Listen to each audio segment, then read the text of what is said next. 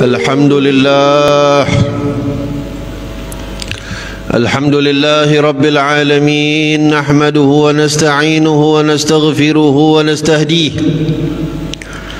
ونعوذ بالله من شرور أنفسنا ومن سيئات أعمالنا. من يهده الله فلا مضل له، ومن يضلله فلن تجد له وليا مرشدا.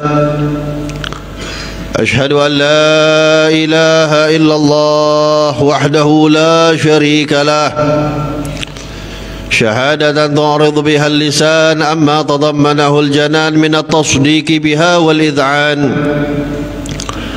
وأشهد أن سيدنا ونبينا محمدا عبده ورسوله، الصفيه وحبيبه وخليله، أرسله الله للعالمين بشيرا ونذيرا، وداعيا إلى الله بإذنه وسراجا قمرا منيرا.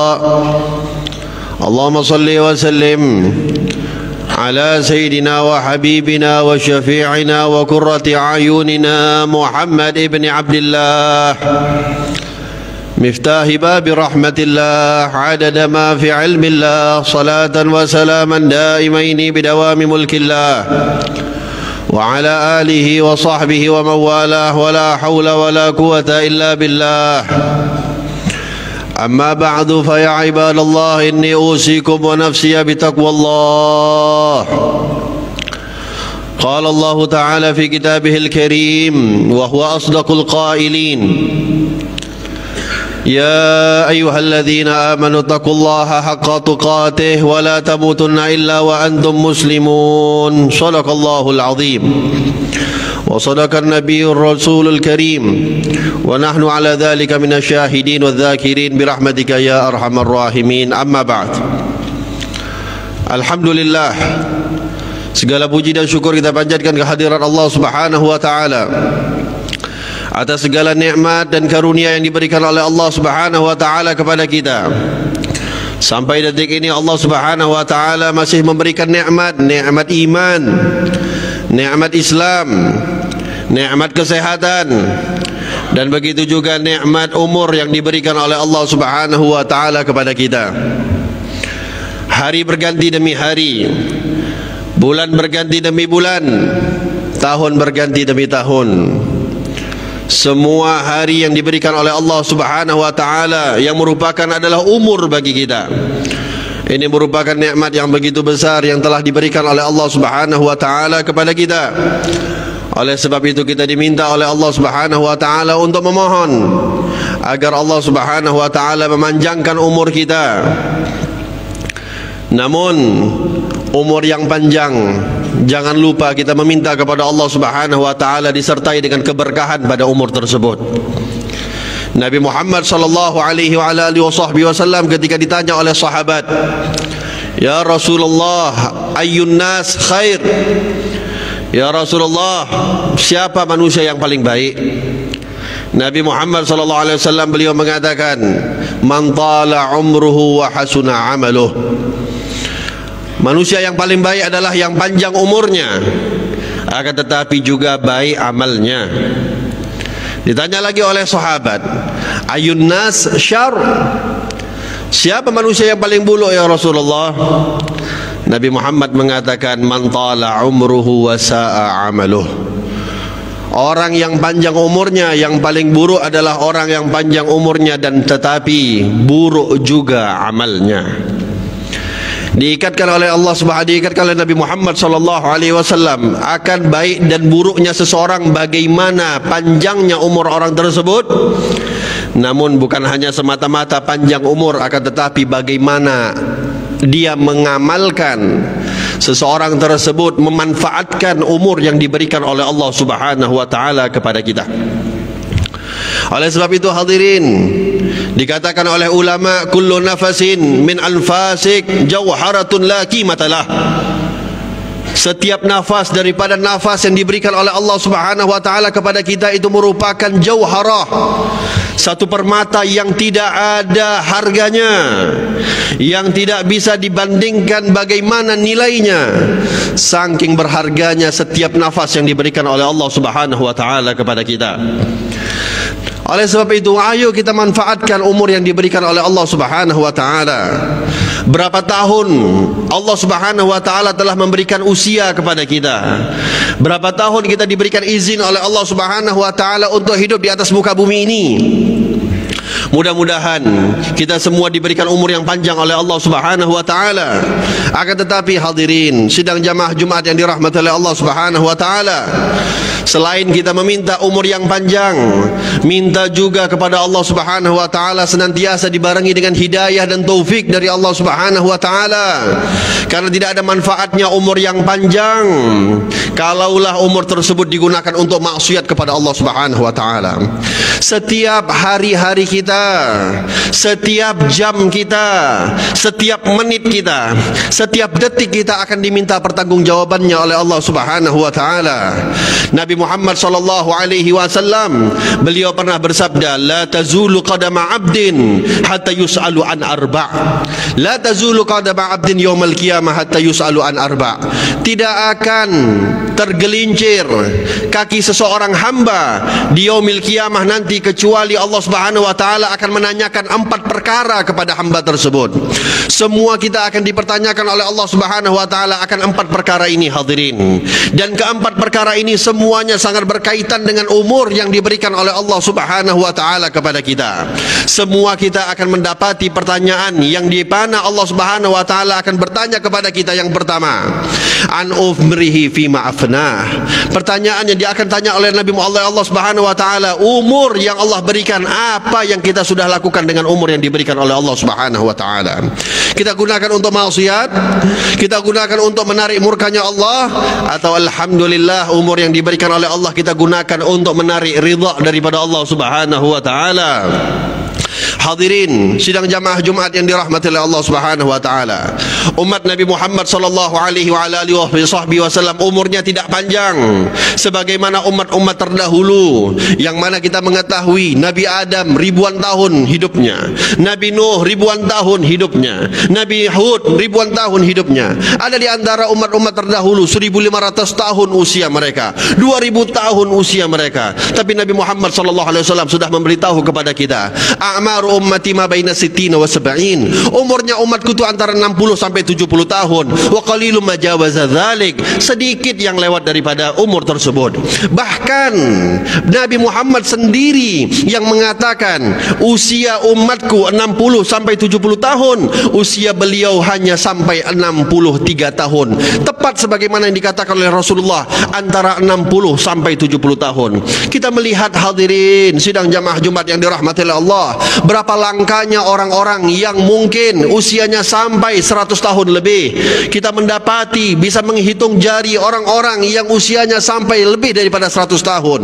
Oleh sebab itu, ini menunjukkan bahwasanya umur daripada umat Nabi Muhammad khususnya itu tidak panjang diberikan oleh Allah Subhanahu wa taala. Namun alhamdulillah kita dijadikan sebagai umat Nabi Muhammad, umat sebaik para nabi, umat sebaik-baiknya Rasul. Kuntum khaira ummatin ukhrijat linnas bi akramir rusli kunna akramal umami. Karena dikatakan kita sebagai umat Nabi Muhammad, umat yang paling baik, nabi yang paling baik, maka kita dijadikan oleh Allah sebagai umat yang terbaik.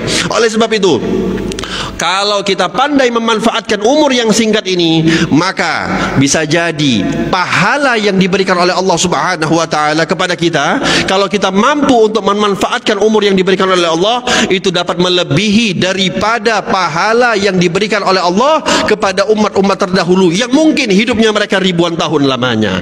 Bagaimana Allah Subhanahu wa taala telah menjanjikan setiap amal kita minimal 10 lipat digandakan, minimal 10 kali lipat digandakan. Ada yang mengatakan, Allah Subhanahu wa taala juga mengatakan sampai 700 kali lipat. Bahkan Allah Subhanahu wa taala merahasiakan beberapa pahala lipat ganda yang diberikan oleh Allah Subhanahu wa taala. Itu semua tergantung bagaimana keikhlasan kita di dalam beribadah kepada Allah Subhanahu wa taala. Hadirin, nanti di yaumil qiyamah 24 jam waktu yang Allah berikan itu ibarat kata nanti di yaumil qiyamah akan diberikan 24 kotak kosong yang Allah akan lampakkan kepada kita. Setiap hari daripada 24 lemari kotak kosong tersebut akan kita lihat ketika kita buka apa isi daripada lemari tersebut.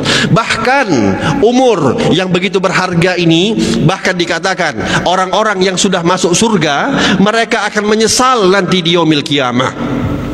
Orang yang sudah masuk surga mereka pernah menyesal nanti di yaumil qiyamah. Nabi Muhammad sallallahu alaihi wasallam pernah bersabda, la yatahassar ahlul jannah fil jannah illa sa'ah marrat alaihi fid dunya wa lam yadhkurullah. Nabi Muhammad sallallahu alaihi wasallam mengatakan, tidaklah menyesal orang-orang yang sudah masuk surga nanti di dalam surga kecuali menyesalnya mereka adalah ketika mereka melihat bagaimana ada masa-masa mereka ketika mereka hidup di dunia namun masa tersebut tidak dimanfaatkan untuk mengingat kepada Allah Subhanahu wa taala. Sudah masuk surga hadirin namun tidak memanfaatkan masanya di hidupnya di dunianya ketika dia berada di dunia, itu menyesal. Bagaimana kalaulah orang tersebut masuk ke dalam api neraka, kalaulah waktu tersebut bukan digunakan untuk beribadah justru malah untuk bermaksiat kepada Allah Subhanahu wa taala, maka setiap detik akan menjadi pertanggungjawaban di hadapan Allah Subhanahu wa taala. Lalu Nabi SAW akan mengatakan yang kedua yang akan ditanya oleh Allah kepada kita semua, wa an syababihi fima ablah, masa mudanya, masa muda kita, masa sehat kita, kita gunakan untuk apa? Kita gunakan untuk semakin menentang kepada Allah, atau kita semakin diberikan kesehatan oleh Allah kita justru malah kita gunakan untuk semakin bermaksiat kepada Allah Subhanahu wa taala, atau justru malah kita gunakan masa sehat kita gunakan, kita manfaatkan masa muda kita untuk beribadah kepada Allah Subhanahu wa taala. Sebagaimana Nabi Muhammad sallallahu alaihi wasallam mengingatkan kepada kita, ighnam khamsan ba'da khamsin, manfaatkan 5 perkara sebelum datangnya 5 perkara. Salah satunya apa kata Rasulullah sallallahu alaihi wasallam? Sehatak qabla saqamik, sehatmu sebelum masa sakitmu. Kita melihat bagaimana banyaknya orang sakit hadirin. Sekarang sangat mudah dicabut nyawa oleh Allah Subhanahu wa taala. Kalau dulu kita dengar penyakit itu yang kejam-kejam, kanker paru-paru, jantung, ginjal dan yang lain-lain. Sekarang orang mati dengan keadaan demam bisa mati, batuk bisa mati, sesak napas bisa mati, pilek bisa mati. Ini menunjukkan bahwasanya bagaimana mudahnya Allah Subhanahu wa taala mengambil nyawa seseorang. Lalu yang ketiga kata Nabi Muhammad sallallahu alaihi wasallam, an ilmihi madza amila bih, ilmu yang Allah berikan kepadanya, ilmu yang dia dapat dia amalkan untuk apa? Dia amalkan untuk mendekatkan dirinya kepada Allah, dia menambah ilmunya, dia hadir di dalam majlis-majlis ilmu. Apakah ilmunya tersebut semakin mendekatkan dirinya kepada Allah atau justru malah semakin menjauhkan dirinya kepada Allah Subhanahu wa taala?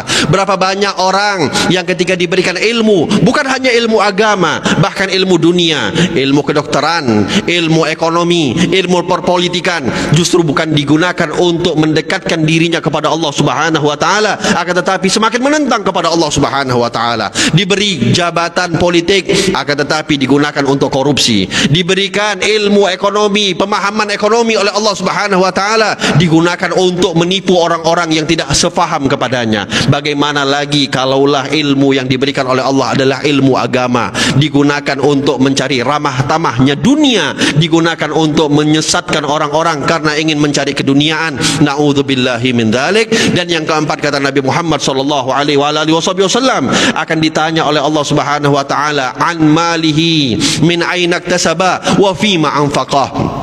Yang keempat yang ditanya oleh Rasulullah SAW oleh Allah Subhanahu wa taala nanti di yaumil qiyamah, harta yang kita dapat, harta, rezeki, uang yang kita dapatkan ketika kita berada di dunia akan diminta oleh Allah Subhanahu wa taala pertanggungjawabannya, dari mana kita dapat harta tersebut dan kemana kita keluarkan harta tersebut. Jangan menganggap ini sepele hadirin. Setiap rupiah, setiap sen itu semua ada pertanggungjawabannya di sisi Allah Subhanahu Subhanahu wa taala.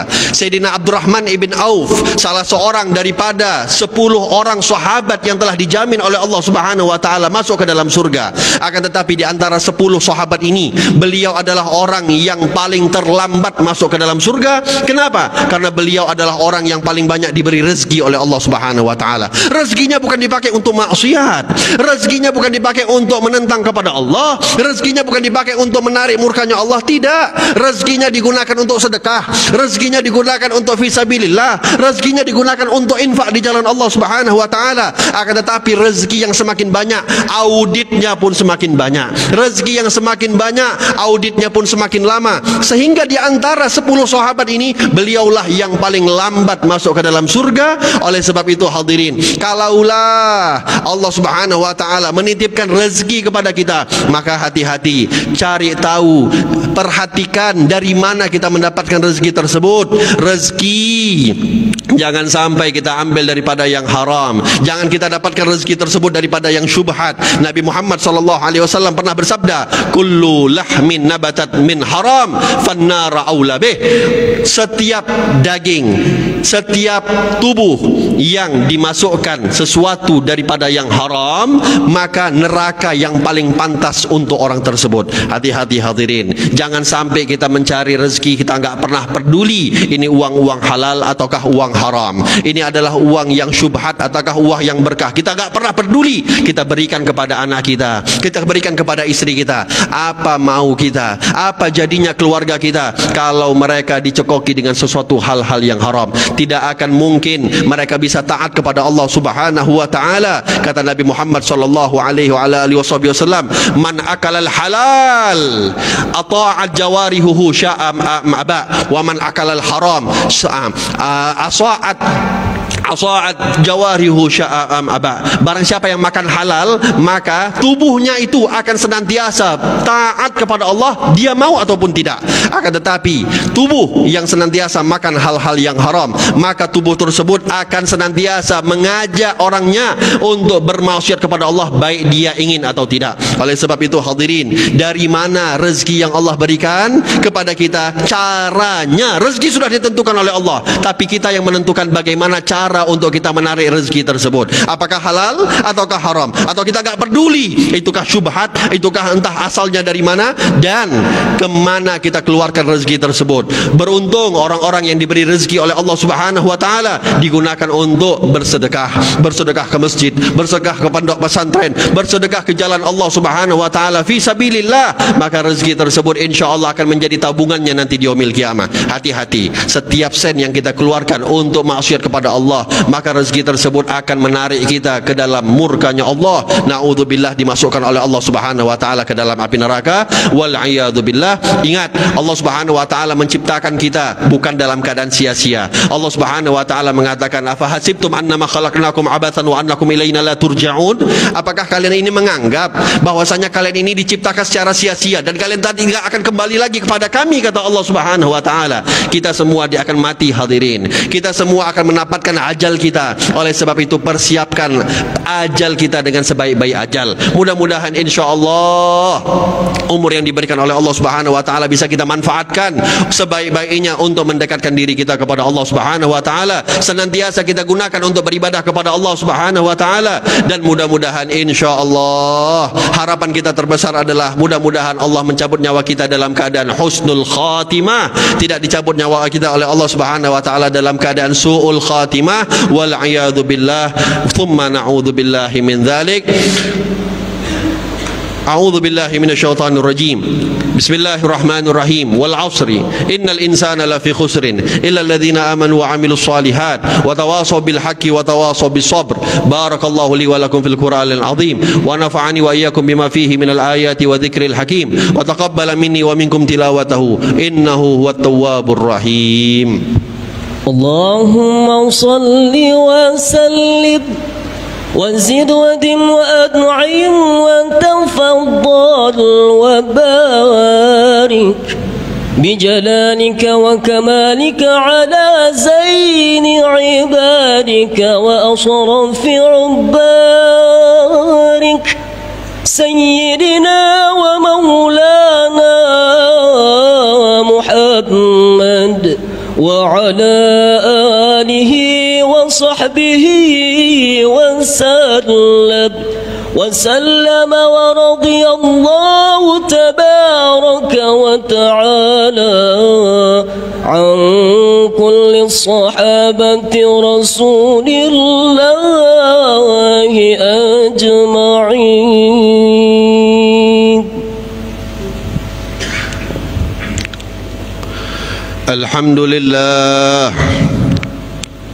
الحمد لله رب العالمين الذي هدانا لهذا وما كنا لنهتدي لولا أن هدانا الله.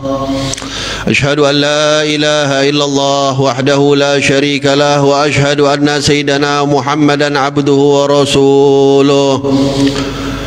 اللهم صل وسلم وبارك وكرم بقدر عظمة ذاتك العلية في كل وقت وحين أبدا عدد ما علمت وزينة ما علمت وملء ما علمت على سيدنا ومولانا محمد وعلى آل سيدنا ومولانا محمد صاحب التاج والمعراج والبراق والعلم ودافع البلاء والوباء والمراض والألم. جسمه مطهر معطر منور من اسمه مكتوب مرفوع موضوع على اللوح والقلم. شمس الضحى بدر الدجى نور الهدى مصباح الظلام. أبي الحسنين سيد الكونين وشفيع الثقلين أبي الحسنين سيدنا محمد ابن عبد الله سيد العرب والعجام نبي الحرمين محبوب عند رب المشرقين والمغربين. فيا عباد الله إني أوصيكم ونفسي بتقوى الله. قال الله سبحانه وتعالى في كتابه العزيز: يا أيها الذين آمنوا اتقوا الله وقولوا قولا سديدا يصلح لكم أعمالكم ويغفر لكم ذنوبكم ومن يطع الله ورسوله فقد فاز فوزا عظيما. وقال رسول الله صلى الله عليه وعلى آله وصحبه وسلم: اتق الله حيثما كنت وأتبع السيئة الحسنة تمحها وخالق الناس بخلق حسن. واعلموا أن الله أمركم أمرا بدأ فيه بنفسه وثنى بملائكته يسبحه بقدسه أيده الله للمؤمنين تأميما.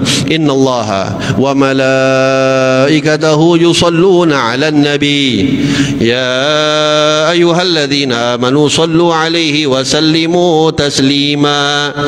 اللهم صل على سيدنا محمد وعلى آل سيدنا محمد كما صليت على سيدنا إبراهيم وعلى آل سيدنا إبراهيم وبارك على سيدنا محمد وعلى آل سيدنا محمد كما باركت على سيدنا إبراهيم وعلى آل سيدنا إبراهيم في العالمين إنك حميد مجيد. وارض اللهم عن خلفائنا الراشدين أبي بكر وعمر وعثمان وعلي وبقية أصحاب المبشرين بالجنة وأهل بدر وأهل أحد وأهل بيعة الرضوان وجميع صحابتك الكرام وأهل بيته الأنام والتابعين ومن تبعهم بإحسان إلى يوم القيامة برحمتك يا أرحم الراحمين. اللهم اغفر للمؤمنين والمؤمنات والمسلمين والمسلمات الأحياء منهم والأموات إنك سميع قريب مجيب الدعوات ويا قاضي الحاجات ويا غافر الذنوب والخطيئات يا أرحم الراحمين. اللهم ارحم أمة سيدنا محمد. اللهم احفظ أمة سيدنا محمد. اللهم انصر أمة سيدنا محمد. اللهم فرج عن أمة سيدنا محمد. اللهم سلم أمة سيدنا محمد. اللهم اغفر لأمة سيدنا محمد بحق سيدنا محمد وعلى آل سيدنا محمد. اجعلنا من خيار أمة سيدنا محمد. اللهم أرنا الحق حقا وارزقنا اتباعه وأرنا الباطل باطلا وارزقنا اجتنابه. اللهم اجعل هوانا تبعا لما جاء به نبي محمد صلى الله عليه وعلى آله وصحبه وسلم. ربنا ظلمنا أنفسنا وإن لم تغفر لنا وترحمنا لنكونن من الخاسرين. ربنا لا تزغ قلوبنا بعد إذ هديتنا وهب لنا من لدنك رحمة إنك أنت الوهاب. ربنا آتنا في الدنيا حسنة وفي الآخرة حسنة وقنا عذاب النار. عباد الله إن الله يأمركم بالثلاث ونهاكم عن الثلاث. إن الله يأمر بالعدل والإحسان وإيتاء ذي القربى وينهى عن الفحشاء والمنكر والبغي يعظكم لعلكم تذكرون. فاذكروا الله يذكركم واشكروه على نعمه يزدكم ولذكر الله أكبر. أقيموا الصلاة.